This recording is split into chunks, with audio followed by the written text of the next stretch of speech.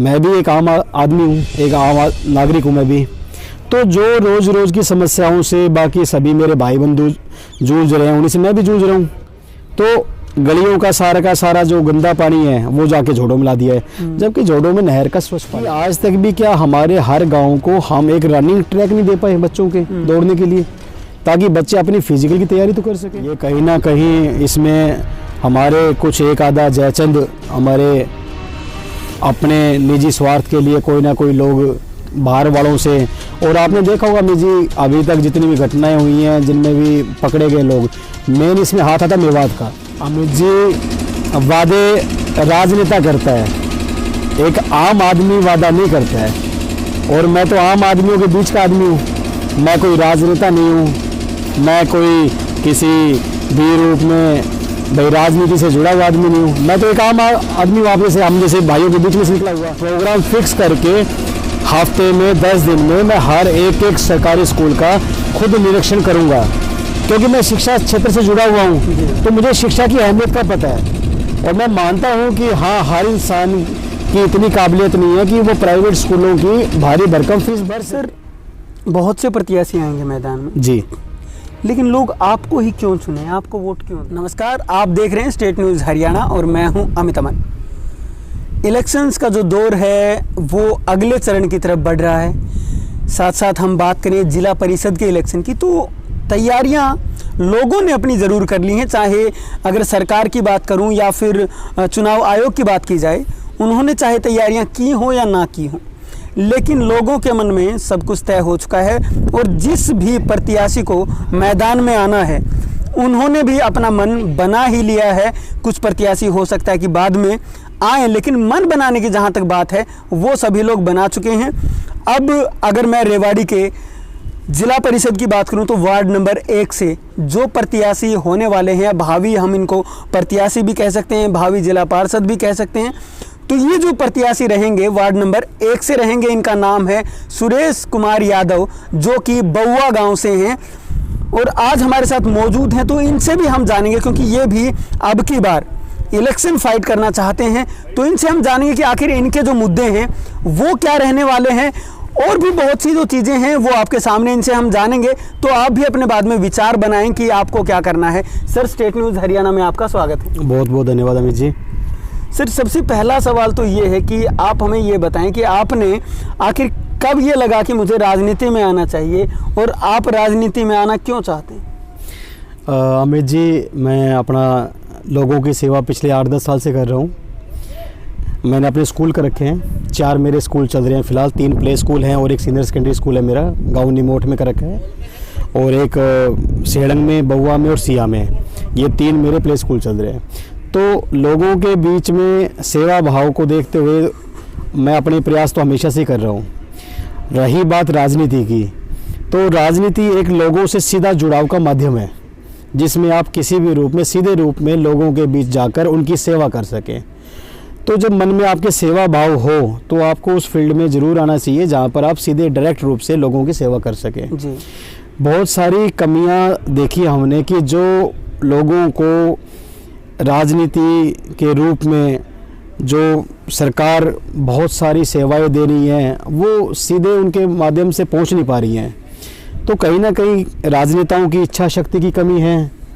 तो उसी मद्देनज़र देखते हुए और मुझे लगा भी हाँ, लोगों के बीच में उतरकर और लोगों की सेवा की जाए। सर, बहुत से प्रत्याशी आएंगे मैदान में जी, लेकिन लोग आपको ही क्यों चुने, आपको वोट क्यों दें? अमित जी, ऐसा है कि ये तो लोगों ने डिसाइड करना है वोट किसको देनी है, किसको नहीं देनी है। जहाँ तक बात मेरी अपनी है, मैं पिछले 10 साल से बिल्कुल निस्वार्थ भावना से, जब मेरा किस राजनीतिक कोई ताल्लुकात भी नहीं था, मेरा राजनीति में आने का कोई विचार भी नहीं था, मैं तब से लोगों की सेवा कर रहा हूँ। चाहे वो स्कूल के माध्यम से लगा लीजिए कि जो निसंतान दंपति हैं उनको हमने नौकरी देने के लिए लगाए हो, या फिर जो बच्चे जिनके पिताजी एक्सपायर हो रखे हैं किसी कारण से, उनको बिना किसी फ़ीस के मैं पढ़ा रहा हूँ, या जो किसी ने अपनी भांजी वगैरह रखी हुई हैं उनको मैं निःशुल्क एजुकेशन दे रहा हूँ। तो लोगों की सेवा तो मैं पहले से ही कर रहा हूँ, और इसी वजह से ही अगर मैंने बिना किसी लाग लपेट के, बिना कोई अपना निजी स्वार्थ देखे हुए मैंने आज तक सेवा करी है, तो लोगों के भी मन में ये बात है, लोग भी इन चीज़ों को देखते हैं। जब लोग देखते हैं कि जो इंसान राजनीति से कोई जुड़ा ही नहीं हुआ है वो जब इतनी सेवा कर रहा है, तो वो अगर राजनीति में आ जाएगा तो हमारे लिए तो वो पता नहीं क्या ही करेगा। तो लोगों का तो मेरे से बहुत खास लगा हुआ है, जुड़ा हुआ है सीधा सीधा उनसे मेरा। सर, जब भी कोई राजनीति में आता है तो उसके अपने कुछ मुद्दे होते हैं जी। राजनीति में आने के, तो आपने इलाके के लिए कौन से वो मुद्दे सोचे हैं जो आप इलाके के लिए करेंगे? अमित जी, पहली बात तो मेरा अपना कोई मुद्दा नहीं है। मेरा मुद्दा जो है वो जुड़ा हुआ है लोगों से। मैं भी एक आम आदमी हूँ, एक आम नागरिक हूँ मैं भी। तो जो रोज़ रोज़ की समस्याओं से बाकी सभी मेरे भाई बंधु जूझ रहे हैं, उन्हीं से मैं भी जूझ रहा हूँ। चाहे वो गांव में पानी की निकासी का मुद्दा हो। आज आपने देखा होगा, जब हम और आप कभी जब बचपन में पढ़ा करते थे तो उस समय पे सुबह एक घंटा तो भैंस से जोड़ में नहाया करती थी। भैंसों की गर्मी निकला करती थी। पशुधन आज की डेट में खराब हो रहा है। उसका सबसे बड़ा कारण क्या है कि गांव में जोड़ तो बचे नहीं है। बिल्कुल। तो गलियों का सारा जो गंदा पानी है वो जाके झोड़ों में ला दिया है, जबकि झोड़ों में नहर का स्वच्छ पानी आना चाहिए। तो ये एक बहुत बड़ा मतलब हमारा जो ये अपना क्षेत्र है ये किसान बहुल क्षेत्र है। तो इस क्षेत्र के अंदर बहुत ज़रूरत है कि नहरों का स्वच्छ पानी है वो झोड़ों में आए, ताकि उसको। फिर दूसरी जो बात है, इसके साथ साथ किसान बहुल्य के साथ साथ हमारा क्षेत्र कहीं ना कहीं किसी न किसी रूप में और अपना सैन्य बहुल्य क्षेत्र भी है। सबसे ज़्यादा सैनिक पूरे भारत को हम आहिर यहाँ से देते हैं, आहिरवाल से देते हैं। तो जब हमारे बच्चे फिजिकल की ट्रेनिंग पे मैं बच्चों को देखता हूँ रोड पे दौड़ लगाते हुए, तो वो कहीं ना कहीं जो पिछले पार्षद लगा लो या मतलब सरकार के नुमाइंदे लगा लो, उनकी कहीं ना कहीं इच्छा शक्ति की कमी नज़र आती है। कि आज तक भी क्या हमारे हर गाँव को हम एक रनिंग ट्रैक नहीं दे पाए बच्चों के दौड़ने के लिए, ताकि बच्चे अपनी फिजिकल की तैयारी तो कर सकें। तीसरी बात, हमारे यहाँ से बच्चे कोचिंग के लिए जाते हैं रेवाड़ी, महेंद्रगढ़ या दिल्ली वगैरह, और वो अपनी कोचिंग पूरी करके आ जाते हैं। उसके बाद में 3 से 4 महीने का उनका समय रहता है एग्ज़ाम का। तो उस समय पे वो बच्चे गांव में इधर उधर घूम के और वो जो कोचिंग लेके आए सीख के आए वो समय बर्बाद कर देते हैं। तो एक अगर गाँव में हर गाँव में एक मिनी लाइब्रेरी हो, ताकि हमारी जो बहनें हैं वो जो कोचिंग लेके आती, हमारी बेटियाँ हैं, उनको वहाँ पर बैठ कर और पुराने कुछ जो बच्चे लग चुके हैं किसी सरकारी जॉब में उनके नोट्स उनको अवेलेबल हो जाएं, तो बहुत अच्छी उनको मदद मिलेगी। कुछ और चीज़ है, जैसे अभी आपने देखा कि हमारे यहाँ पर मतलब नज़दीक में हमारे बाबा हनुमान का मंदिर है, भाड़ा गांव और बहू गांव की सीम पे। तो वहाँ पे भी बंदरों का बहुत ज़्यादा मतलब आवागमन है, और कभी कभी ये बंदर भटक के गाँव में दूसरे गाँव में गाँव के बीच में चले जाते हैं, जिनसे भी लोगों को काफ़ी ज़्यादा परेशानियाँ होती हैं। तो इनका भी हमें कोई ना कोई इंतज़ाम सरकार से बात करके, चाहे वो नाहड़ बीड़ में रखना हो, चाहे वो खोल वाली पहाड़ी में रखना हो, किसी भी रूप में कहीं पर भी रखना हो, तो ताकि मतलब आम जन को उससे किसी प्रकार का कोई नुकसान ना पहुँचे, किसी बच्चे को ना उठा ले जाए, किसी पे झपट्टा ना मार दे। और हमारी जो सबसे पुरानी और बड़ी मांग है, जो हमारे एरिया को उसका पर्याप्त हक मिलना चाहिए, हमारी हाई रेजिमेंट का। हम सेना में हमारी जो भागीदारी है वो सबसे ज़्यादा है, लेकिन उसके बावजूद भी आज तक हमारी जो मुख्य मांग है हाई रेजिमेंट, उसके बारे में कभी विचार नहीं किया गया। तो इसको सरकार को हमने हर तौर पर, चाहे वो ज्ञापन देने की बात हो, चाहे जो कुछ भी हो, हमने सारा कर लिया। अब मेरे ख्याल से सब हमारे पास आंदोलन का रास्ता बचा है। आगाम सरकार जो हमारी इस मांग को अनदेखा कर रही है, आंदोलन के माध्यम से अपनी बात उस तक पहुंचाए, तो वो एक मुद्दा है। कहने का साफ साफ आप ये कहना चाहते हैं कि जो अहीर रेजिमेंट के साथ लोग खड़े हुए हैं जी, उनके लिए आप अगर पार्षद बनते हैं यहाँ से, तो उनके लिए आप अग्रणी रहेंगे हमेशा। अगर कोई भी मुद्दा अहीर रेजिमेंट से जुड़ा होता है तो उनके लिए आप कहीं भी बात करने के लिए तैयार है, कहीं भी बोलने के लिए तैयार है, कहीं भी जाने के लिए तैयार है। बिल्कुल, जो अहीर रेजिमेंट के रिगार्डिंग में जितनी भी समितियां बनी हुई हैं, उन समितियों के साथ में कंधा से कंधा मिला के अगर वो 1 कदम चलेंगे तो मैं उनसे आगे 2 कदम चलूंगा, और वो चलकर हम सरकार तक अपनी बात अहीर रेजिमेंट के रिगार्डिंग में पहुँचाएंगे। बिल्कुल जी। गांव के अंदर सर मैं देख पा रहा हूँ यहाँ पे एक्चुअल में जब हमने देखा है जाके, तो यहाँ पे चोरियों की जो घटनाएं हैं जी रात के समय में जी, वो काफ़ी हैं। क्या उनको रोका जा सकता है? नहीं, बिल्कुल। ये कहीं ना कहीं इसमें हमारे कुछ एक आधा जयचंद हमारे अपने निजी स्वार्थ के लिए कोई ना कोई लोग बाहर वालों से। और आपने देखा होगा अमित जी, अभी तक जितनी भी घटनाएं हुई हैं जिनमें भी पकड़े गए लोग, मेन इसमें हाथ आता मेवात का। जी। मेवात एरिया से ही आते हैं, रात को भैंसों को खोलना हो, चाहे व्यापारियों के साथ में ठगी करनी हो, पिस्तौल के दम पर चाहे लूटपाट करनी हो, तो सारे में कहीं ना कहीं मेवात का हाथ आता है। और उसमें कहीं ना कहीं किसी न किसी रूप में कोई ना कोई भागीदारी हमारे ही गांव से भाई बहन को ही मिला होता है। तो इसमें हम अपनी इच्छा शक्ति और जो प्रशासन है उस अगर वो दुरुस्त रहे, प्रशासन को सब खबर होती है, तो प्रशासन अगर दुरुस्त रहे और सभी भाई अगर अपने टिकरी पहरे पे मजबूत खड़े रहें, तो जिन जिन गाँव में मतलब ये प्रथा स्टार्ट भी हुई है उन गाँव में चोरी की वारदातें वो रुकी भी हैं। तो हमें इसके रिगार्डिंग में प्रशासन से बात भी करनी पड़ेगी। नाकों पे जो भी मेवात से गाड़ियां आ रही हैं, जो भी मेवात से लोग आ रहे हैं, या गांव में जो भी लोग इधर उधर घूम रहे हैं, उनका एक आइडेंटिटी कार्ड, चाहे वो कोई सामान बेचने वाला फेरी वाला हो, चाहे वो भीख मांगने वाला हो, चाहे वो कुछ भी हो, मतलब कहीं ना कहीं देखिए आप एक चीज़ लेके चलिए कि हम अभी तक जो हमारी केंद्र सरकार है उन्होंने CCTV के रिगार्डिंग में बहुत प्रावधान दिया है, लेकिन अभी तक भी सारे सरपंच इसको लागू नहीं कर पाए हैं। तो अगर गांव में मुख्य मुख्य चौराहों के ऊपर, सचिवालय के ऊपर अगर CCTV कैमरे की व्यवस्था होगी तो उससे भी इन चीज़ों में काफ़ी आसान मिलेगा। चोरी की वारदातें हम कंट्रोल करने में काफ़ी सक्षम हो जाएंगे। ये सिर्फ वादे करने की जहाँ तक बात है तो सभी लोग वादे करते हैं, हम हर जगह से देख पाते हैं, चाहे वो MLA की बात हो, चाहे वो जिला पार्षद की बात हो, वादे सब करते हैं।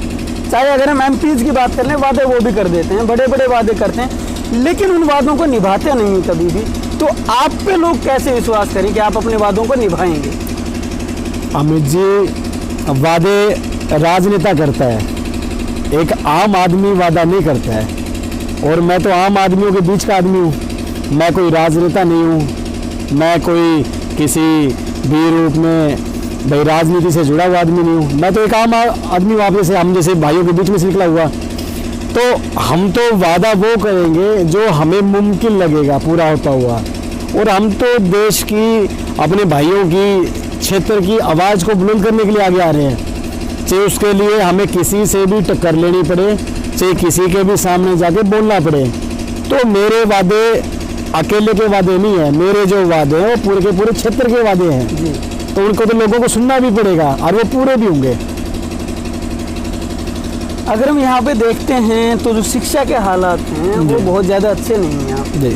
क्यों? क्योंकि हम जब सरकारी स्कूलों की बात करते हैं, क्योंकि गरीब का बच्चा सरकारी स्कूल में ही पढ़ता है, ये सभी लोग जानते हैं, तो उसके लिए तो कोई शिक्षा की व्यवस्था है ही नहीं। क्योंकि सरकारी स्कूलों में आप देख पा रहे हैं जिस प्रकार की जो व्यवस्थाएँ होती हैं, मानता हूँ कि कोई एक दो स्कूल होंगे जो अच्छे होते हैं, लेकिन ज़्यादातर स्कूल तो ऐसे जिनमें बच्चे ही नहीं, तो उनका क्या करें?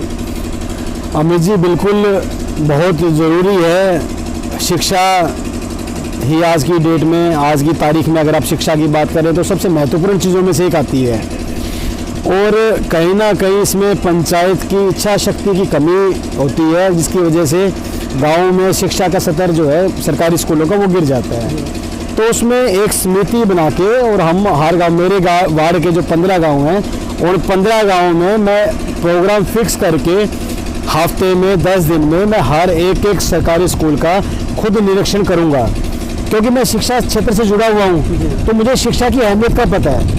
और मैं मानता हूं कि हाँ, हर इंसान की इतनी काबिलियत नहीं है कि वो प्राइवेट स्कूलों की भारी भरकम फीस भर सके, इसलिए सरकारी स्कूल का बड़ा रहना बहुत ज़रूरी है। तो इसमें कहीं ना कहीं जो पंचायत की इच्छा शक्ति सिर्फ उसी की कमी है, वो अगर दुरुस्त कर ली जाए और एक समिति का गठन करके हम समय पे हर स्कूल का जायजा लेते रहे, तो इसमें सुधार जल्दी हो जाएगा। सर, एक सवाल और आता है दिमाग में, जैसा कि आपने बताया कि आप जो अपनी जो संस्थाएं हैं वो चला रहे हैं, तो किसी के दिमाग में ये चीज़ें भी आती हैं कि जो प्राइवेट स्कूल्स के मालिक हैं वो क्यों इस काम को आगे बढ़ाएंगे? देखिए अमित जी, बच्चों की कोई कमी नहीं है, हर स्कूल के पास में इतने बच्चे हैं कि वो अपना जीवन यापन आराम से कर सकें जी। और सुविधा के नाम पे जहाँ पर आप कोई भी सुविधा लेंगे तो उसकी एक कीमत तो आपको अदा करनी होती है।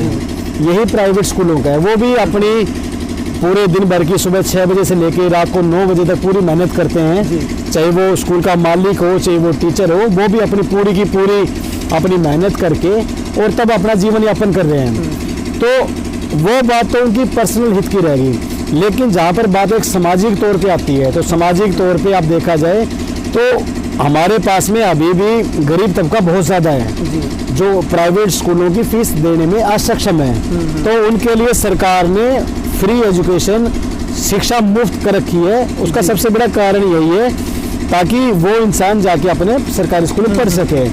तो ये सरकारी स्कूल उस तबके के लिए, हर किसी के लिए बने रहने बहुत ज़रूरी हैं। तो इसलिए यहाँ पर कहीं पर भी कोई विचारों का मतभेद नहीं है कि प्राइवेट स्कूल के जो मालिक हैं वो सरकारी स्कूलों को देखना पसंद नहीं करते। ये तो लोगों की अपनी उठाई हुई बातें हैं। नहीं तो जो शिक्षक होता है, शिक्षक कभी भी पढ़ाते वक्त ये नहीं देखता है अब ये बच्चा प्रधानमंत्री का है और ये बच्चा किसी गांव के आम आदमी का है। वो दोनों बच्चों को एक जैसा पढ़ाता है। तो शिक्षक ने तो कभी आज तक फर्क नहीं किया किसी भी चीज़ में। इसी वजह से शिक्षक को गुरु का नाम दिया जाता है। जी सर, आप भी अपने आपको भावी जिला पार्षद मानते होंगे जी, लेकिन कहाँ कमी रहती है लोगों के अंदर कि लोग वादे करके निकल जाते हैं, लेकिन उसके बाद क्या जनता उनसे जवाब नहीं मांगती, या कहाँ कमी रहती है कि वो वादे पूरे नहीं करवा पाती है? अमित जी, हमारी जो संविधान की जो कानूनी प्रक्रिया है, जो प्रणाली है हमारी, उसमें कहीं ना कहीं थोड़े लूप होल हैं और हमारे राजनेता जो है उन लूप होलों को सबसे पहले खोजते हैं जी। तो जनता को जागरूक होना पड़ेगा। अगर जिन मुद्दों के ऊपर जो मैनिफेस्टो लेके कोई पार्टी या कोई प्रत्याशी मैदान में आ रहा है, इलेक्शन जीतने के बाद में उन मुद्दों के ऊपर उससे जवाब मांगा जाए, वो बहुत ज़रूरी है। वादे करना तो एक आसान सा काम है, कोई भी कर दे, लेकिन उन वादों पे खरे उतरना वो हर प्रत्याशी की जिम्मेवारी है, क्योंकि वो उनके बीच में से निकला हुआ आदमी है। जो प्रॉब्लम, जो समस्याएं आम जन भुगत रहा है, वो कहीं ना कहीं रूप से उनको भुगत के आ चुका है। तो आज अगर वो आम आदमी से अपने आप को खास समझने लग गया है तो ये उसकी कमी है और जनता को जागरूक होके उनसे जवाब लेना पड़ेगा कि चुनाव से पहले आपने ये वादे करे थे और आज आप इन वादों के बारे में हमें बताइए आगे इनकी कितनी प्रतिशत पूरा होने का चांस है। ये बहुत ज़रूरी है। सर, जब जनता वोट करे तो जी, क्या देखते हुए वोट करे, आप जनता को बताएं। देखिए, मेरी जनता से यही अपील है कि आप सबसे पहले तो अपने बीच का आदमी चुनें जो आपके बीच में रहता हो। दूसरा, पढ़ा लिखा नागरिक होना, क्योंकि आजकल सब कुछ डिजिटल माध्यम से सब कुछ हो रहा है जी। तो डिजिटल इंडिया की शुरुआत हो चुकी है। तो पढ़ा लिखा आपका बीच का प्रत्याशी होगा तो वो आपकी जितनी भी जो सरकार ने स्कीम्स लागू कर रखी हैं उनको अच्छे से समझ के और आपके बीच में ला पाएगा। और तीसरी चीज़, ईमानदार हो। बहुत ज़रूरी चीज़ है। ऐसा ना हो कि बनने के बाद में आप ढूंढते ही रह जाए, आपको उनके पोस्टर लगाने पड़े, भाई कहाँ गायब है, गुमशुदा के पोस्टर लगाने पड़े उनको। तो वो आपके बीच का रहेगा, आपके साथ। और सबसे मेन चीज़ है कि वो मजबूती के साथ में आपके हर अच्छे काम के लिए, आपके नए काम के लिए मजबूती के साथ आपके साथ खड़ा रहे, तो वो बहुत ज़रूरी है। तो जनता को, और जनता आज की डेट में अमित जी बहुत समझदार है, बहुत समझदारी से फैसला लेती है। जनता पढ़ी लिखी हो चुकी है, तो मैं बिल्कुल मानता हूँ कि जनता जो फैसला लेगी वो बिल्कुल समझदारी से अच्छा फैसला लेगी। सर, चलते चलते आप एक छोटी सी लाइन में अपने जो वादे हैं वो गिनवा दे बस, कि आप क्या करने वाले। देखिए अमित जी, मैंने पहले भी चर्चा करी आपसे इन मुद्दों पे, जो मेरे मुद्दे हैं मैंने आपको अपना दिया। मेरा कोई अपना वादा नहीं है। मैं तो आम आदमी हूँ, जो आम आदमी रोज समस्याएं भुगत रहा है। मेरी वही समस्या है, मैं उन्हीं समस्याओं के लिए लड़ रहा हूँ। मैं अपने भाई बंधुओं के लिए, अपने क्षेत्रवासियों के लिए, उन समस्याओं को लड़ने के लिए मैं आया हूँ कि हाँ, सारा का सारा क्षेत्र 30,000 जो हमारी आबादी यहाँ की वो एक साथ नहीं लड़ सकती, तो वो मुझे एक नुमाइंदा बना के सरकार से हमारी क्षेत्र की समस्याओं का समाधान निकालने के लिए ढूंढे, जिसमें मुख्य रूप से मैंने आपको बताया हाई अरेंजमेंट का मुद्दा हो, चाहे वो गंदे पानी की निकासी का मुद्दा हो, चाहे वो जोड़ में नहर का पानी, स्वच्छ पानी लाने का ताकि पशुधन बचा रहे, उसका मुद्दा हो, चाहे वो हमारे युवाओं के लिए हर गांव में एक रनिंग ट्रैक ताकि वो अपनी फिजिकल परीक्षा की तैयारी कर सके वो हो, चाहे वो हमारी बहनों के लिए और हमारे भाइयों के लिए, बेटियों के लिए हर गांव में एक मिनी लाइब्रेरी विकसित करने का मुद्दा हो, चाहे वो हमारे किसी भी रूप में बंदर, गाय, पशुधन जो बछड़े वगैरह उसका मुद्दा हो, चाहे वो सीसीटीवी कैमरे की जो इंस्टॉलेशन है हर गांव में उसका मुद्दा हो, ताकि चोरियों के ऊपर उन पे हम अंकुश लगा सकें, और वो सरकारी स्कूलों के उत्थान का मुद्दा हो। तो ये 8-10 मुद्दे मेरे हैं जिनके ऊपर मैं बहुत ही गंभीर रूप से एरिया को मैं विश्वास दिलाता हूँ। अगर एरिया मुझे इस लायक समझता है और मेरे पक्ष में वोट दे के मुझे जिताता है तो ये 8-10 मुद्दे हैं, इनके लिए मैं हमेशा उनके साथ खड़ा मिलूंगा।